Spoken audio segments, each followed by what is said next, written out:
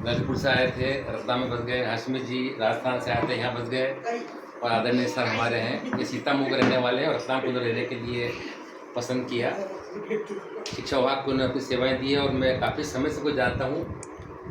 स्कूलों में भी इनका बड़ा सम्मान था। बहुत सात्विक प्रकृति के शिक्षक रहे ये। बिलपाक में जब उनका सेवानिवृत्ति हुई तो मैं उसमें शामिल भी हुआ था और 2002 में सेवानिवृत्त हुए।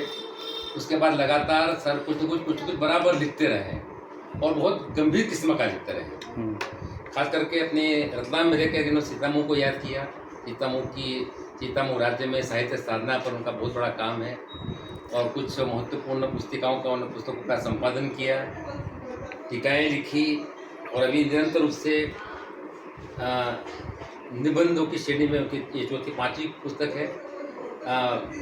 रतलाम वालों को जानकर बहुत अच्छा लगेगा कि वे साहित्य शास्त्री हैं सर। और मुझे पता है कि साहित्य शास्त्री होना कितना कठिन काम है। प्रथमा मध्यमा उसके बाद में फिर साहित्य शास्त्री होती है, पूरा कोर्स होता है 9 साल का, बहुत कठिन होता है। संस्कृत के और हिंदी के दोनों के विद्वान हैं सर। और ये जो पुस्तक है साहित्य सुधा बिंदु, इसमें आप देखेंगे कि पूरा हमारा जो संस्कृत वाङ्मय है, भारतीय वाङ्मय, हिंदी का वाङ्मय पूरी शिद्दत के साथ इसके अंदर है। पूरा कालिदास को उन्होंने बार बार इसमें उद्धृत किया है और जब भी उनसे मेरी चर्चा होती है तो कई बार मुझे दुरुस्त करते हैं, वो ठीक करते हैं कि ये इस जगह पे ये है।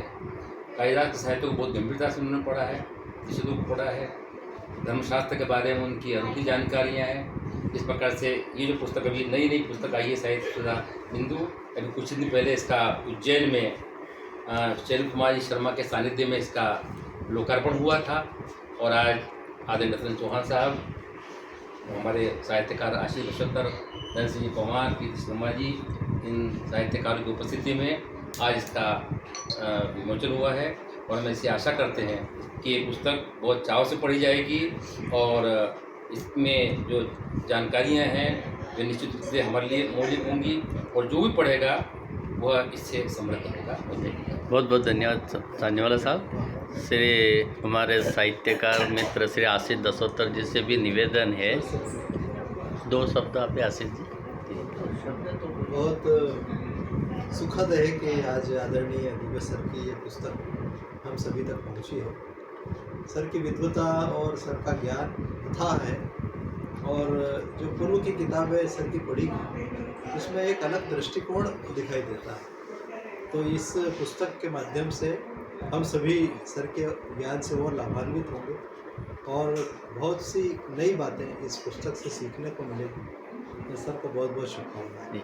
हमारे बीच में हम सबके आदरणीय मार्गदर्शक प्रोफेसर रतन चौहान साहब से भी मैं निवेदन आग्रह करूंगा कि वे भी इसके अवसर पर पुस्तक के बारे में और दुबे जी के बारे में कुछ बताएं। सम्मानित मित्रों,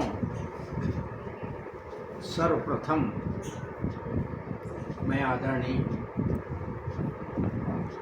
दुबे साहब को पुस्तक के लिए बधाई देता हूँ। सच तो यह है कि दुबे साहब की पीढ़ी साधकों की पीढ़ी है। सच्चे अर्थों में वे साधक हैं, साहित्य साधक हैं। इसमें अतिशयोक्ति नहीं है। 2 व्यक्तियों ने बड़ा महत्वपूर्ण काम किया है मेरी दृष्टि में। रतलाम की दृष्टि से बात कर रहा हूँ।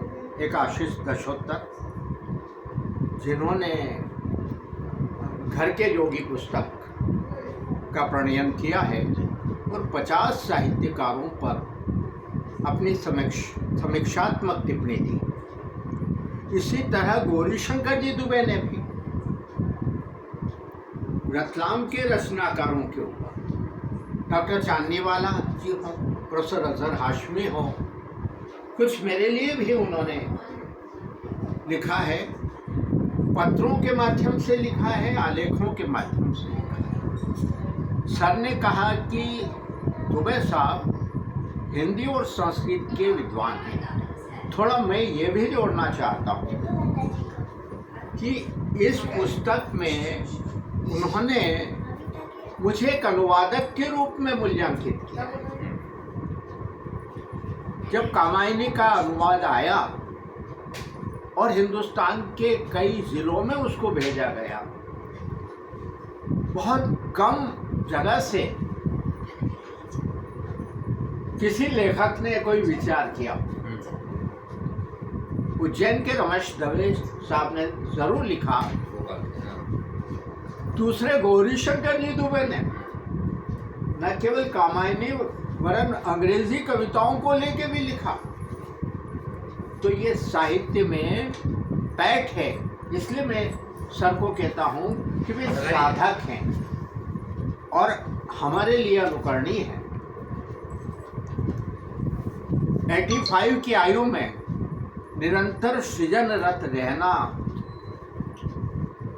बहुत दुष्कर कार्य होता है, किंतु वे एक साधक रहे, निरंतर वे साधना कर रहे हैं और हमको प्रेरणा दे रहे हैं। उनकी जो विद्वता है वो तो बिना है कहा। एक अंग्रेजी में एक वाक्य होता है, हैवी कोकोस ड्रूप, जब नारियल का पेड़ फलों से लग जाता है तो वो झुक जाता है। दुबे साहब ऐसे ही वृक्ष हैं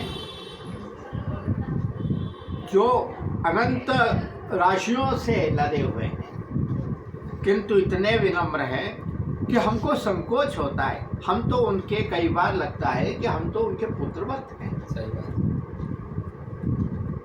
हम सदैव उनसे प्रेरणा ग्रहण करते रहेंगे और हम सब की ये सामूहिक बधाई है जी जी कि वे निरंतर इस तरह रचनाशील रहें और हमें रचना की दृष्टि से सशक्त करते रहें, प्रेरणा देते रहें। जी, बहुत बहुत धन्यवाद आदरणीय चौहान साहब। हमारे बीच में श्री कीर्ति शर्मा साहब भी हैं, आप भी अपनी शुभकामनाएं व्यक्त करें। आदरणीय दुबे साहब की जो आज ये पुस्तक की साहित्य सुधा बिंदु जो निकाली गई है, उसका विमोचन किया गया है, बहुत अच्छी बात है।